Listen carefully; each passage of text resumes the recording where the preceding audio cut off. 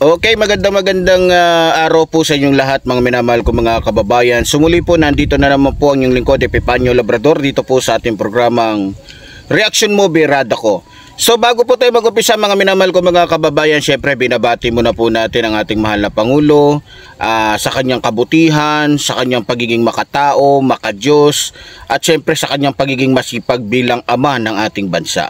No, alam nyo, natutuwa po ang mga Pilipino sa ating Pangulo sa kabila po ng paninira, pambabastos, pambababoy ng ating mga kalaban sa kanya. Patuloy po niyang pinapakita yung kanyang pagiging mahinahon, kanyang pagiging professional, hindi po kagaya nung kanyang kalaban dyan na lagi hong naninira, na kung saan matuturing mo sanang abogado o abogada, pero yung galawan po masasabi mong mas maganda pa po yung ugali ng isang babaeng walang pinag-aralan. Mas maganda pa yung ugali ng isang babaeng walang natapos, no? Hindi politiko. Kaysa sa babaeng ito na dahil na nga sa malapit na po siyang makulong, malapit na po siyang mapanagot sa kanyang mga kasalanan, nandadamay na lang po at naninira na lamang po sa buhay po ng iba, mga minamahal ko mga kababayan. So, alam nyo, marami na pong nabubuksan ngayon ang isipan dahil po sa malinaw na po para sa kanila na talagang kung tatanungin ninyo ako, maging ang ibang mga Pilipino, kung sino ba ang tunay na makatao, talagang masasabi natin na may puso, masasabi talaga natin walang iba kundi ang ating Pangulong Ferdinand Marcos Jr. No, kitang-kita naman po 'yan.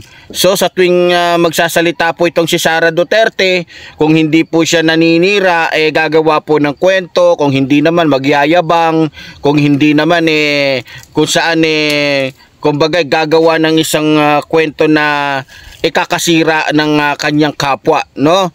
So pero sabi nga ng ating mahal na Pangulo, hayaan na natin sapagkat kaya nga hindi siya gumagante dahil tulad nga po ng sinasabi niya, hayaan natin na ang kanilang mga paninira ang sisira sa kanila. So tama po. So nabubuksan po ang isipan ng ating mga kababayan sapagkat sa kabila po ng pambabatikos, paninira, talagang simula lamang po na pumasok po sa pinakamataas na posisyon itong mga Duterte, simula po na naging Pangulo po si Rodrigo Roa Duterte, hindi na po nagkaroon ng katahimikan ang Pilipinas.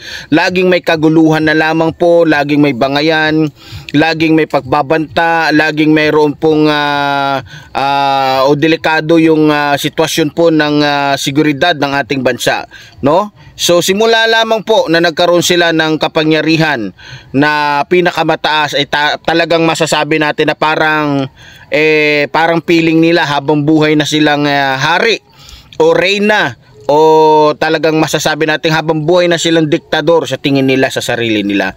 So ngayon pag-usapan po natin mga minamahal ko mga kababayan, ito naman po ang naging reaksyon po ni Sara Duterte doon po sa interview sa kanya patungkol po dito po kay Attorney Claire Castro, no? So para maintindihan po natin mga minamahal ko mga kababayan, eto't panoorin po natin.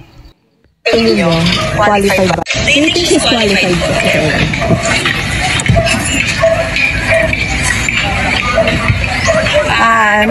Pansin nyo yung style ni Sara.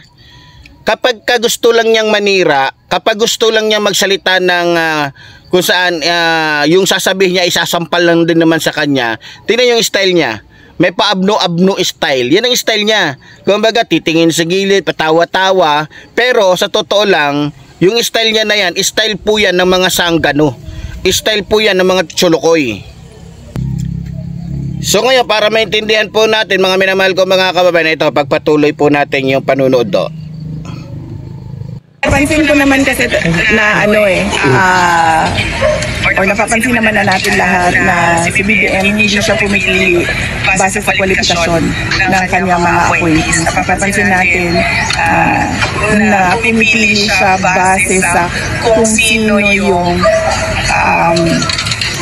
kaayabe nila at sumusunod sa kanila. Oh, sige. Ipagpalagay na natin, Sara, na pumipili lang ang aming mahal na Pangulo hindi base sa yung sinasabi mo nga, yung kung siya ba ay karapat-dapat. Yan, para sa maintindihan po ng maayos ng ating mga kababayan. Ang pinipili ng ating Pangulo ay yung kanyang mga kalyado na sumusunod sa kanya. Ngayon, Sara, tatanungin kita. So, ibig sabihin, isa ka dun. No? Tatanungin kita. So, ibig sabihin, pinili ka ni... pero sa bagay, hindi siya pinili eh. Siya ang may gusto eh. Pero, ganun pa man, dahil siya ang may gusto, ina-appoint pa rin siya. 'Di ba? Ina-appoint pa rin siya ng ng ating Pangulo bilang DepEd Secretary. Tama? Bakit siya ina-appoint ng ating Pangulo bilang DepEd Secretary kahit na po siya ay walang kaalam-alam, walang experience? Nanggaling na rin kay Sara yun. Siya kanya nanggaling yun. 'Di ba? Nung bandang huli na nagkapalpak-palpak na, nagka-leche-leche na, hindi na naging maganda yung pamamalakad niya o yung trabaho niya bilang DepEd Secretary, inamin niya na yung katotohanan na wala pala talaga siyang experience, wala pala talaga siyang alam. So, ibig sabihin, kaya nasasabi ni Sara yon dahil nangyari sa kanya yon, na kung saan kahit alam na alam niya sa sarili niya na wala siyang alam, wala siyang kakayanan, pero inappoint siya ni Pangulong Ferdinand Marcos Jr. dahil kalyado siya. So malamang yun ang pumasok sa isip niya dahil na-experience niya. Pero sa totoo lang, mga minamahal ko mga kababayan, kung titingnan po natin, iba naman po ang sitwasyon kasi ni Sara Duterte, no? Siguro yung kaya nasabi ito ni Sara Duterte dahil siya yun. Inappoint siya ng ating mahal na Pangulo dahil sa pangungulit niya, kahit hindi siya kwalipikado. Dahil nga siya ay kalyado, inappoint siya. O so, tingnan nyo kung ano nangyari. Dahil sa pangungulit niya. So, nasira, nawasak, hindi naging maganda yung daloy ng DepEd. Di ba? So ngayon, gusto ko lang sabihin sa inyo, iba po ang sitwasyon. Etong si Attorney Claire Castro, hindi po ito nagpumilit at hindi po niya hiningi yung kanyang katungkulan, kung ano mang katungkulan ang ibibigay sa kanya. Kung siya ba'y magiging DOJ Secretary, hindi po niya hiningi yan. No? Kusa po yang ibinigay ng ating mahal na Pangulo, kung sakali man, ibibigay ng ating mahal na Pangulo sa kanya. Sapagkat siya po ay kwalipikado. Alam niyo naman si Sara Duterte, pag hindi pabor sa kanya pag hindi niya kaalyado, kaaway niya, laging ganyan naman po sinasabi niya. Pero kapag kaalyado nila, katulad ni Roque na magnanakaw, okay lang. 'Di ba? So politika talaga. Politika yung dating. Yung mga nagiging reaksyon ni Sara Duterte, kitang-kita po natin mga kababayan. Yan ang sinasabi ko sa inyo mga kababayan. Ganyan ang estilo po ng baliw na to. Ganyan yung estilo ng buang na to, ng may sayad na ito na si Sara Duterte. Ganyan yung estilo niya, gago, may pagkasiraulo talaga. Triple yung pagkagago, triple yung pagkasiraulo, triple yung kanyang panira kaysa sa tatay niya. Di ba? Triple. Biro mo, sabi niya hindi daw kwalipikado si Attorney Claire Castro. Sinong gusto mo? Yung mga kalyado mo. Alam niyo mga kababayan, tingnan si Remulla.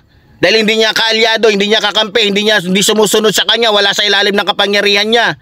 Ayun, ano sasabihin niya? Hindi siya, kung ako presidente, hindi siya i-appoint. Kung sinong gusto mong i-appoint? Yung katulad ni Martires, na kung saan binago yung konstitusyon, na ang dapat naman talaga lahat ng mga politiko nakikita yung mga salin dahil sa in-appoint niyo si Martires. Ano nangyari? Nabago. Naging protection ninyong mga magnanakaw yung batas na binaba ni utos na binaba ni Martires na hindi pwedeng silipin yung mga salin ng mga buhaya, mga magnanakaw na politiko. Baka nakalimutan mo yan, Sara. Ginamit ninyo si Martires na kayo ang nag-appoint para lamang hindi makita ng taong bayan kung ilan ng bilyon-bilyon pera na meron kayo. Tarantado ka. Napakagaga mong putang ina mo. Ha? 'Di ba? So alam niyo mga minamahal ko mga kababayan, ganito po manira itong vice presidente ng mga bobong DDS, ng mga tangang DDS, ng mga walang niyang DDS. Ganyan siya magsalita pag hindi niya kaalyado, 'di ba? Oh, pero si Robin Padilla na tanga, bobo, walang nagawang kahit anong mga batas pero wala siyang nasabi. Si Bongo na ginagamit lang yung sinasabing malasakit center. Si Bongo, balalay lang yan, bobo yan. Wala namang pinag-aralan yung tarantado na yan, pero okay sa kanya. Kwalipikado sa kanya na maging senador. Kasi kakampi nga niya. Diba? Ganyan kabayas, ganyan kasiraulo, ganyan kagago itong vice presidente ng mga DDS. Pero isa lang sasabihin ko sa iyo, Sara, ito makinig kang kupal ka. Kung titignan at aalamin mo, Sara Duterte, sa tingin ng mga Pilipino, pag kinumpara kayo ni Claire Castro, ha? Pagpalagay na natin, mas maganda ka kay Claire Castro, pero sasabihin ko naman sa iyo, mas matino, mas kagalang-galang, mas may utak at mas disente si Attorney Claire Castro kesa sa yung diputa ka. Dahil sa lahat ng naging abogadong nakilala ko, sa lahat ng naging politikong babaeng nakilala ko, ikaw lang tong nagmura ng ganong klaseng pagmumura. Ha? Na kung saan ikinagulat ng mga estudyanteng tinuturuan mo ng good moral, tarantado ka. Ha? Sa lahat ng politikong baliw na nakita ko, ikaw na ang pinakamalala, Sara. Patawa-tawa ka pang mongoloid ka. Siraulo ka, wala nang naniniwala sa'yo, putang ina mo. Sa kagagahan mo. Dahil sa kagagahan mo, kasirauluhan mo, katangahan mo, dahil sa bunganga mong malademonyo, malaputa, ikaw nagpahamak sa tatay mo. So ba't ko nasabi yun? Biro mo ba naman, kung may utak tong si Sara, ha?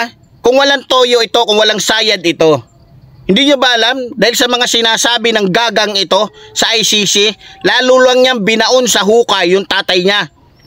Kinigap yung tatay ko, kinigap niya ng ICC. Sampalin kita dyan ng takong makita mo. Gagang to? Kinigap yung tatay ka, yung ICC niya. Talagang pamilya talaga ng sayad. Di ba?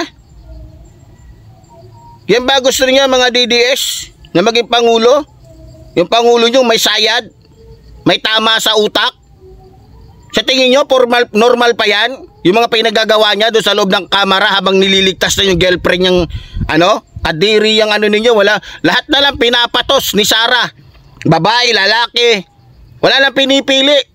Yan ba gusto ninyo maging presidente? Makati pa sa lahat ng Makati, malandi pa sa lahat ng malandi, bobo sa lahat ng bobo, tanga sa lahat ng tanga.